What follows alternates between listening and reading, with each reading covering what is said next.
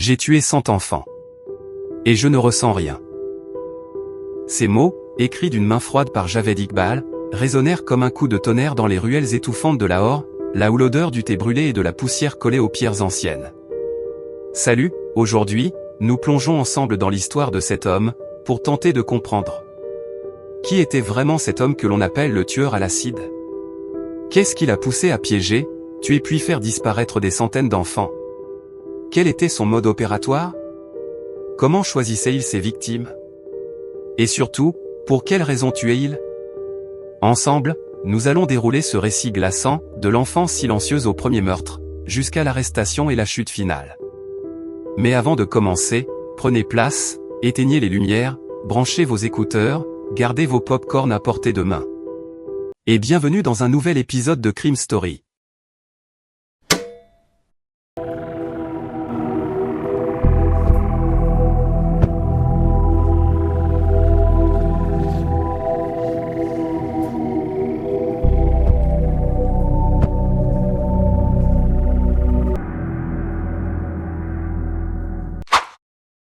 L'enfant oublié.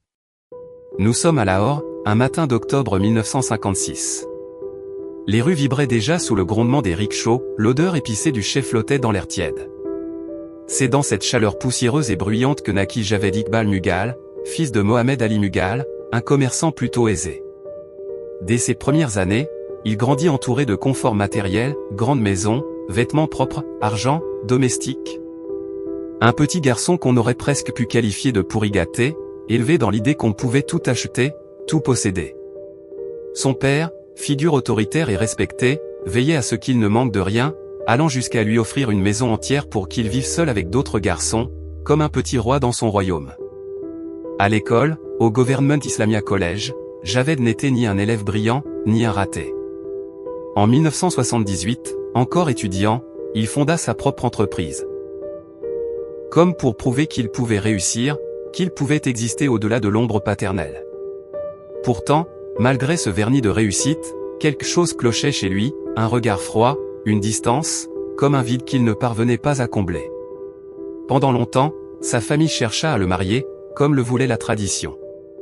Mais Javed refusa, repoussa toujours l'échéance, jusqu'à finalement accepter d'épouser la sœur d'un ami.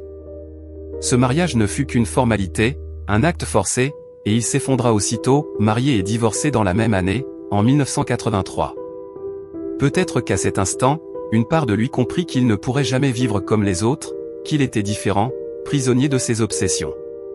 Avec le temps, ses projets se succédèrent, mais échouèrent presque tous. Il ouvrit une boutique de jeux vidéo où il attira les garçons du quartier en leur offrant des parties gratuites.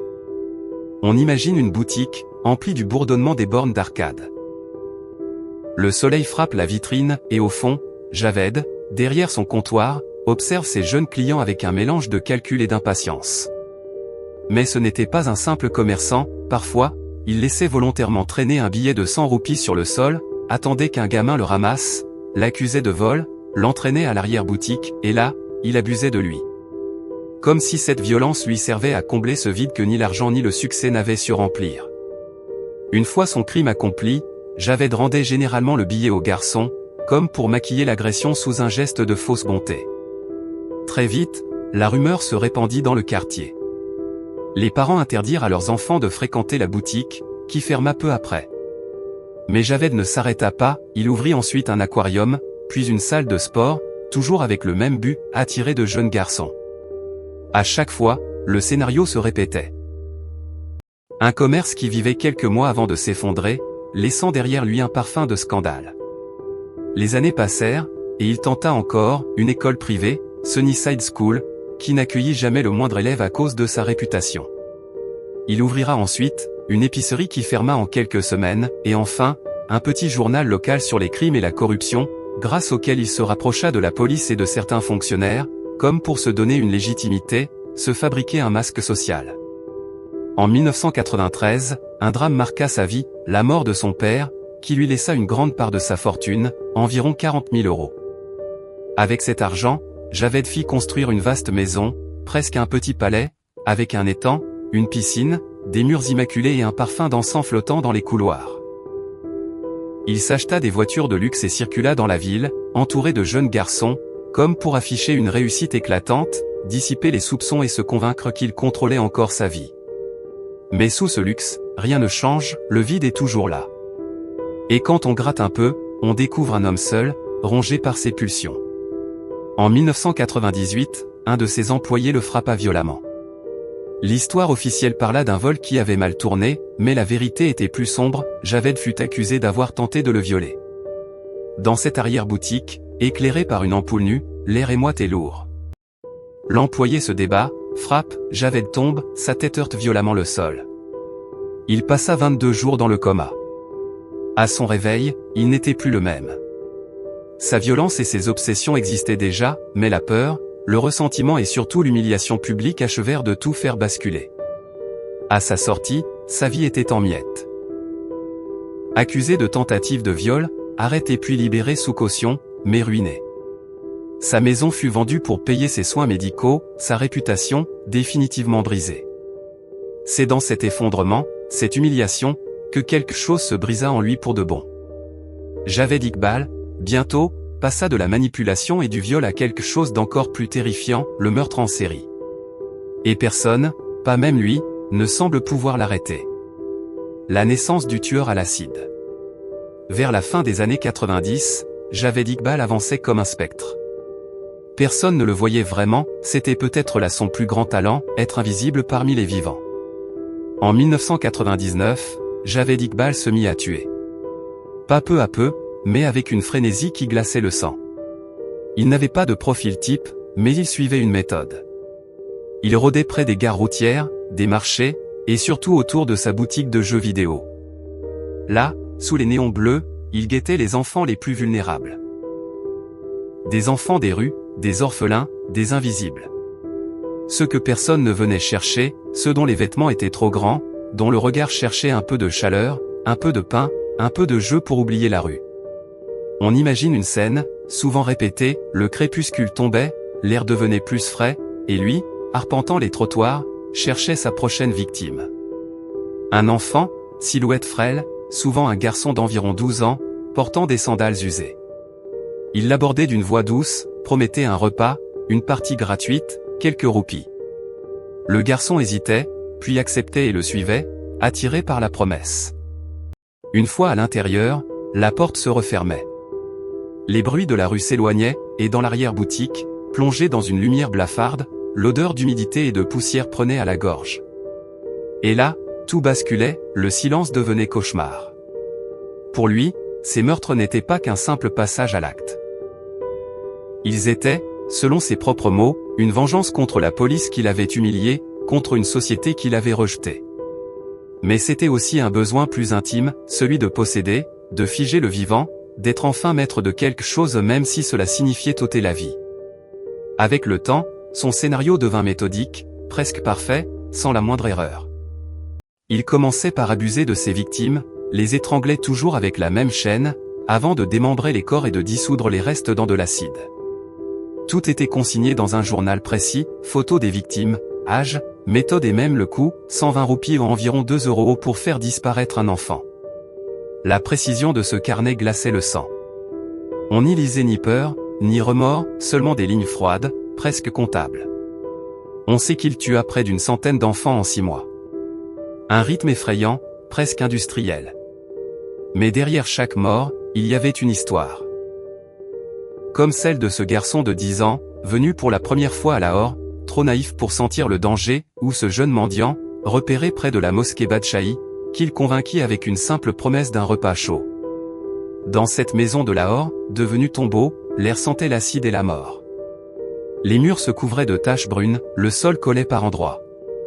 Et lui, assis sur une chaise, dans la pénombre, sans regret apparent, sans remords affichés. Comme si, à force d'ignorer ce vide intérieur, il avait fini par devenir ce vide lui-même. Et derrière lui, il laissa une ville sidérée, des familles détruites et un silence coupable, celui d'une société qui n'avait pas voulu voir, ou n'avait pas pu. La fin du masque. Nous sommes à Lahore, en décembre 1999. L'hiver apporte un froid sec qui racle la gorge et couvre les toits d'une brume légère au petit matin. La ville continue de vibrer, inconsciente du monstre tapi derrière ses murs décrépits. Mais cette fois, quelque chose va briser le silence. Tout commence par une lettre. Écrite de sa propre main, adressée à la police et aux rédactions de journaux. Dans ces mots, Javed Iqbal avoue l'impensable, le meurtre et le viol d'une centaine de garçons, âgés pour la plupart de 6 à 16 ans. Il raconte tout, détaille ses méthodes, explique comment il attirait ses victimes, les étranglait, les dépeçait et dissolvait leurs restes dans des cuves d'acide, avant de jeter ce qu'il en restait dans la rivière ravie.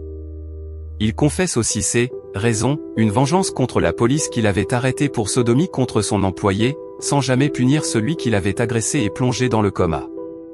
Ce matin-là, dans les bureaux du Daily Jang, les journalistes, d'abord incrédules, relisent la lettre, les mains tremblantes. Puis vient la panique, l'appel à la police, et l'enquête démarre enfin, comme un réveil brutal après des mois d'aveuglement. La police se rendit à l'adresse indiquée par Iqbal, à Lahore. Il était tard, le soleil déclinait, laissant la ville baignée dans cette lumière orange si particulière. Devant la porte, les policiers hésitèrent, inspirèrent profondément, puis finirent par entrer.